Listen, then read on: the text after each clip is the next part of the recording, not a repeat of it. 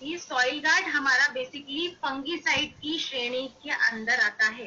Fungicide फफूंदीनाशक। सबसे पहली चीज तो समझना ये जरूरी है, तो भी फंगल इन्फेक्शन है या किसी भी प्रकार की मृदा जनित रोग है फंगस के या कवक के, उसका परिणाम हमको फसल के ऊपर लंबे समय तक देखने को मिलता है।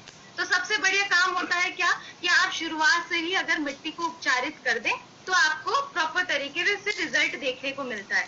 अभी कुछ जगह पे कुछ लोग केमिकल कंटेंट का भी इस्तेमाल करते हैं, ये ज्यादा से ज्यादा जिन किसानों में अवेयरनेस आती जा रही है, तो फंगस को खत्म करने के लिए वो मित्र फंगस जैसे कि ट्राइकोडर्मा, सुडोमोनास, इनका भी इस्तेमाल करते हैं बीज उपचार के वक्त भी। और सबसे ज्यादा तो ट्राइकोडर्मा या सुडोमोनास का जो इस्तेमाल है वो बीज उपचार के वक्त ही किया जाता है।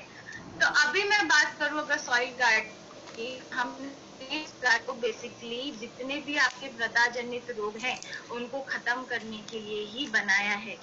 इसमें फंगस को दूर करने के लिए तत्व हैं ट्राइकोडर्मा, सुडोमोनास। फिर बात करते हैं हम बेसिलोमाइसिन, मतलब आपकी जमीन में जितने भी निमाटोड या कह लीजिए आम भाषा में जिसको हम कहते हैं पौधों का कैंसर, पौधों की जड़ों में जो गिठाने हो जाती है जिसे हम निमाटोड कहते हैं, उस प्रॉब्लम को खत्म करने का काम करता है बेसिलोमाइसिन, वो हमने इसके अंदर ऐड किया है।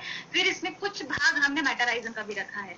देखिए मेटाराइजम की खासियत होती है जितने भी आपकी जमीन में सूक्ष्म जीव है, चाहे वो आपके दीमक है या आपके माहू कीट है, ये बेसिकली जड़ को कतरने का काम करते हैं। तो मेटाराइजम ये छोटे छोटे कीड़े जो जमीन में नुकसान पहुंचाएंगे उनको भी खत्म करने का काम करेगा, लेकिन जो आपका व्हाइट ग्रब है या गोबर कीड़ा है उसके ऊपर ये काम नहीं करेगा। मेक श्योर रखिएगा वहां पर ये काम नहीं करेगा।